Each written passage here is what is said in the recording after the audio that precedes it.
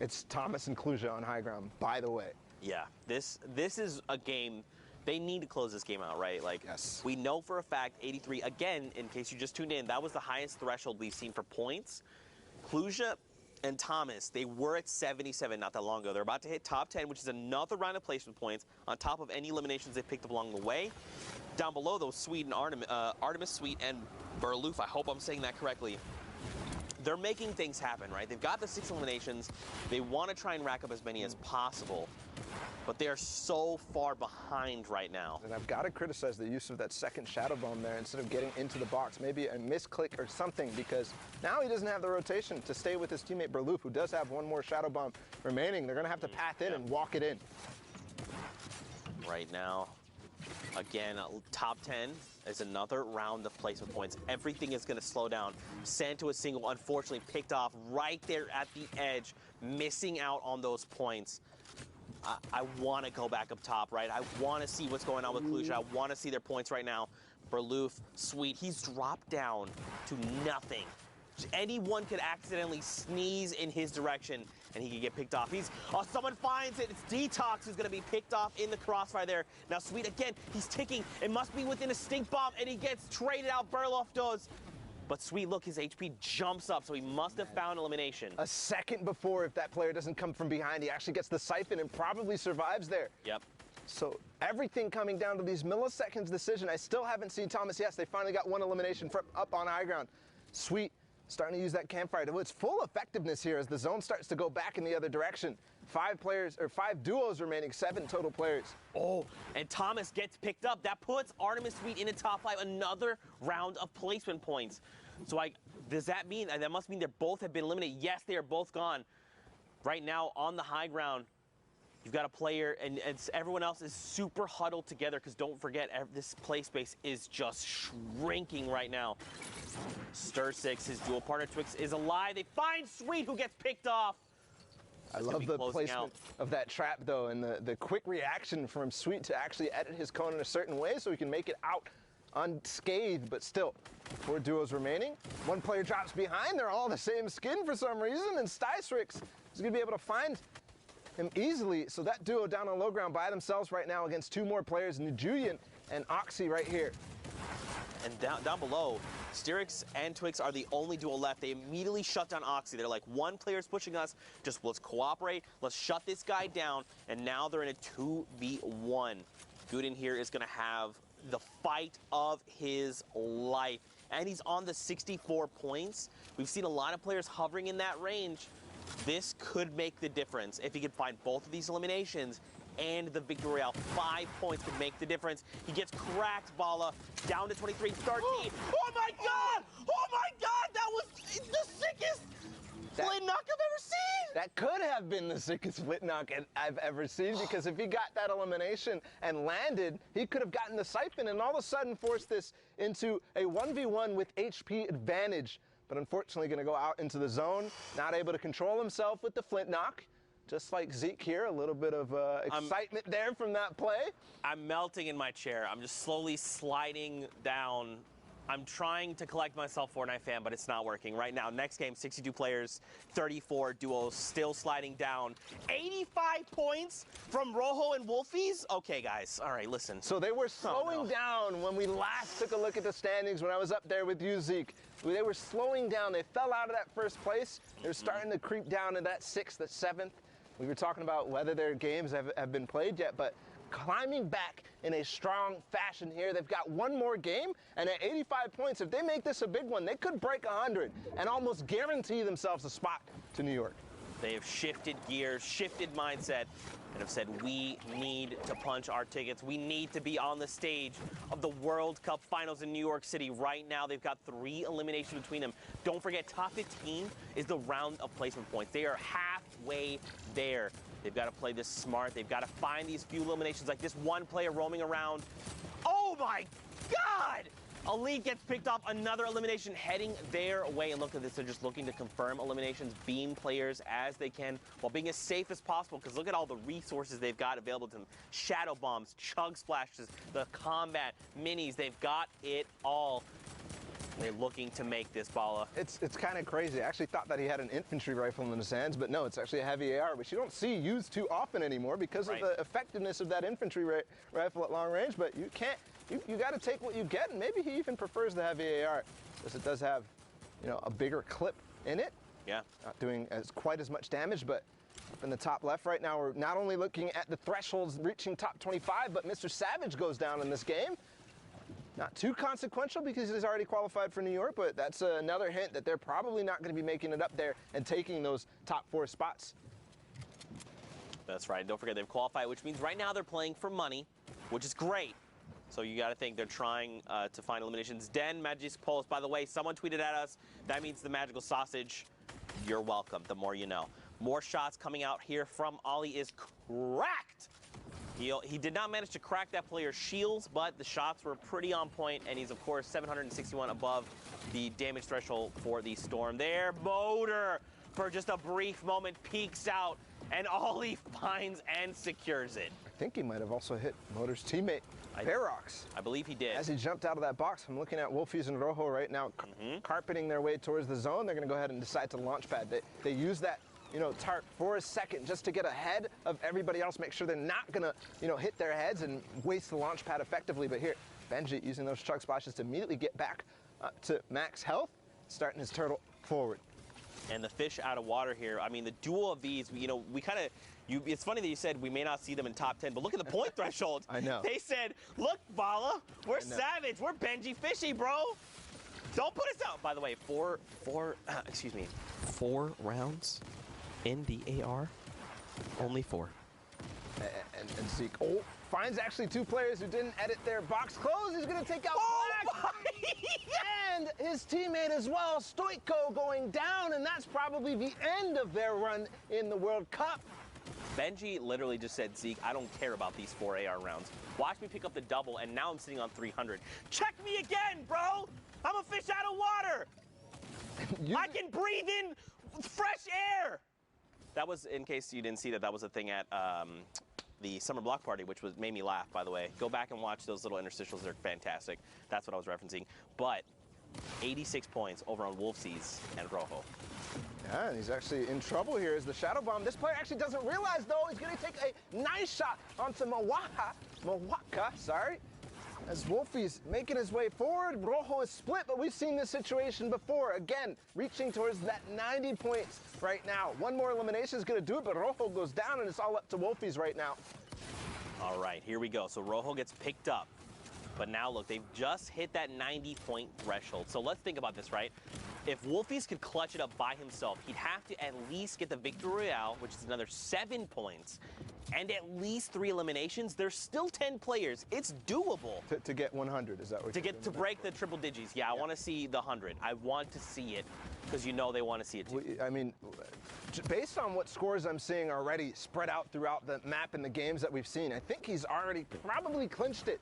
But you know, he's thinking, I have to perform the best I have ever done here. I have to win this game if I want to make it, because I don't have high ground. I don't have a teammate. I've got to do everything. I've got to take all this responsibility on my shoulder, all the pressure from all 10 weeks, and do it right now, Zeke. That's right. And you got to think they're probably saying, like, just you on the stage of the World Cup Finals, right? Imagine you're in that moment. Take everything, all the practice, the long hours you put and dedicated to this game and focus it and hone it in right now. Wolfies, he's got 3 eliminations. Again, 94 points. If he could find 3 more eliminations, it's not enough. Confetti trades him out and shuts him down in that moment. And now it's coming down to this. It's a 2v1. Confetti and Toos. It's kind of crazy because we started World Cup in week 1 in semifinals. Toos playing in solo is actually destroying the semifinals, and now here again, ending EU. Is he going to be able to pick up this win? It could propel them up to 71 points, but it's going to happen. Ollie goes down, almost makes a hero RPG play onto Confetti. My heart dropped for a second there, but that really could be, you know, a story from the start to the finish, Zeke. Yeah. This is, I think, the only fitting thing now to do. I'm stressing out of my mind, but for now, let's send it into Pookie. She's in the studio. She's going to break down what's going on. Thank you so much, Zeke. You know what? Go get yourself a sandwich. Go get a drink of water. Calm down. I was over there. You were stressing out for sure. I am joined here with Sundown. Those games are absolutely incredible. You always putting on a show, never disappointing. Speaking of that, don't want to bring up who's going to be disappointed or excited, but we got to look at the standings. The final standings, the last four coming out of Europe. It's been so absurdly competitive, and let's take a look. Punch some tickets going through. Wolfies and Rojo taking the top spot. Stompy Tashinkin, Benji Fishy, and Mr. Savage don't know how to share. They're still hanging out. Had already qualified, so that means it shifts down. And we got Skype, Invato, Vorin, and Tux, and then Klusha in Singularity's Thomas HD taking up the spots, 1 point separating the difference, going through there. Saw it going down. I mean, this is nuts. So many players who we've seen. Klusha getting the double qualification going through. Shinken and Stompy not knowing how to stay off of the top. Huge runs from Sky and Vato, as well as Vorin and Tux. And then Wolfies and Rojo just dominating at the start of the day, kind of falling off, and everyone was saying, oh, can they stay up there? A huge last-minute surge, $20,000, a trip to New York City, Pooks. That's massive. Congratulations to everyone who has qualified for World Cup finals in New York in July. I cannot wait to meet all of you, but we have some business to get down to, Sundown. Time to punch some tickets, right? Yeah, we got to punch those tickets. All right, let's get the top one right there. Congratulations, Wolfies and Rojo. Right, and Vado coming out of this 2 and 2, and then get Vorin and Tux. Such a great job from Tux there. We saw a number of his plays. Vorin as well clutching up in the end, and then rounding it out. Klusha, by the way, in Singularity. Thomas HD. Congratulations, all of you played so incredibly well. It was a great day to round it out. But again, hey, first of all, to even get to Sunday in Europe, it took 67 points in a victory royale.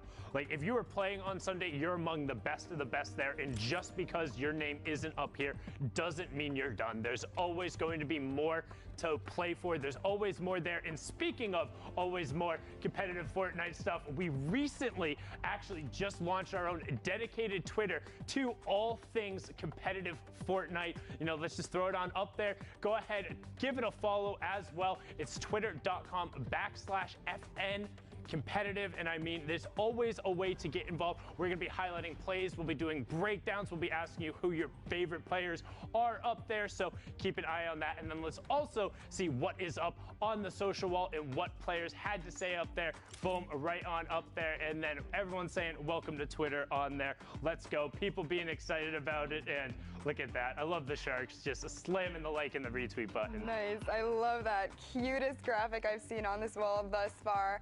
Can we just talk about Evade Orange's tweet for a second? The only Twitter I need. Could not have said it better myself. Well, he needs his own there to interact with it as well. That's but true. I mean, just you know, potato.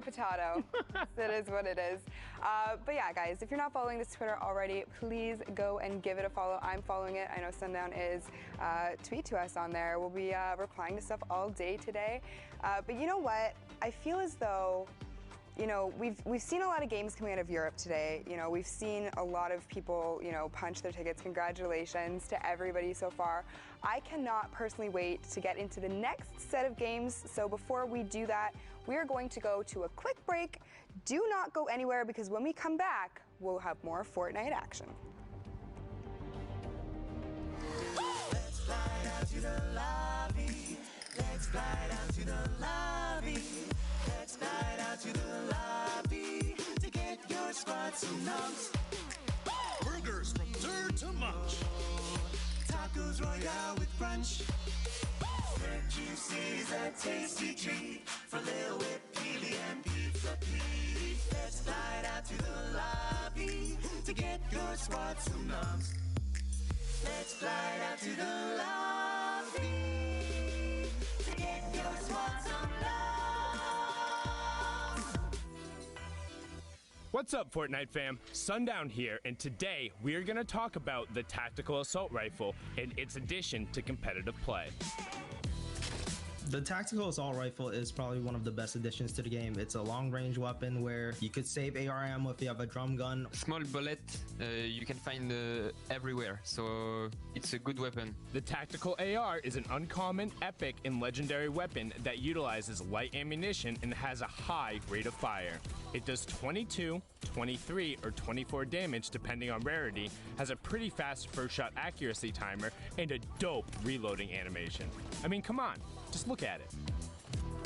We've seen a lot of competitive players opt into using the tactical assault rifle over the course of the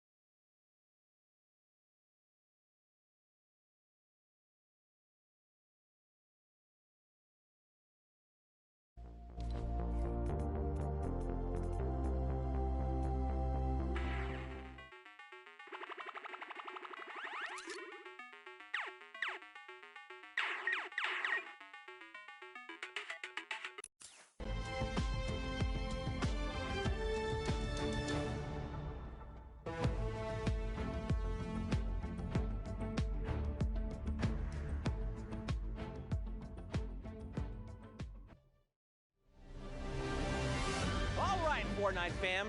Did I beat you in rock, paper, scissors? Hashtag Fortnite World Cup. I probably did because I'm really good at it. It's the only thing I'm good at ever. But, guys, we are knee-deep in the World Cup finals. Qualifier here for duos. It has been unbelievable. The European action has not disappointed.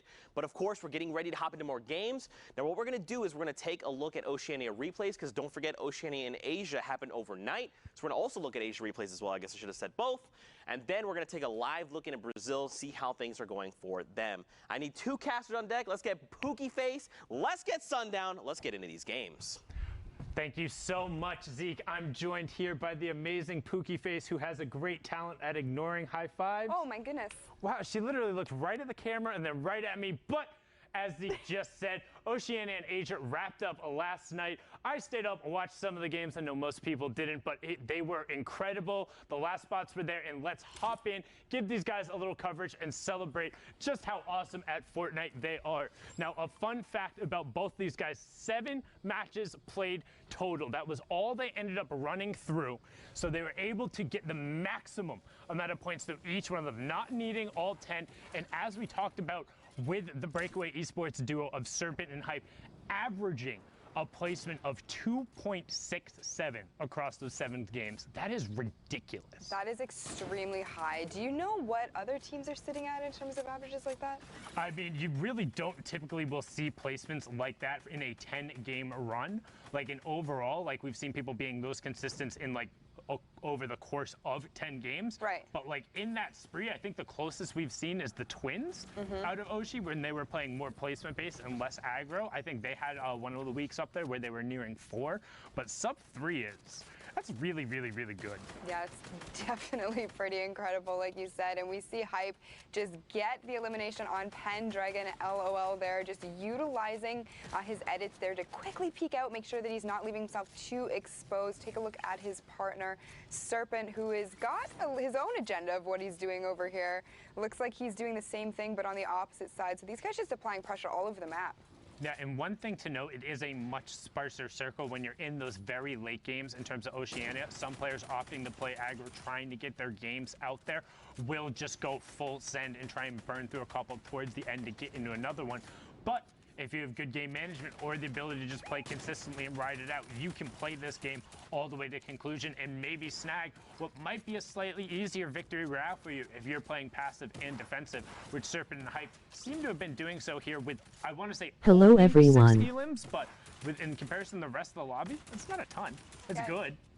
No, for sure. And to your point, kind of what you said about knowing, where your opponents are. Keep in mind that there's only 12 players left on this map right now, and only 7 duos remain. Make that 11 and 6. I spoke way too soon. Serpent secures another elimination there on Bray. But in terms of final circles, Sundown, this is not something that we see very often in these late games. No, and it makes for interesting play because people can be more calculated, but normally you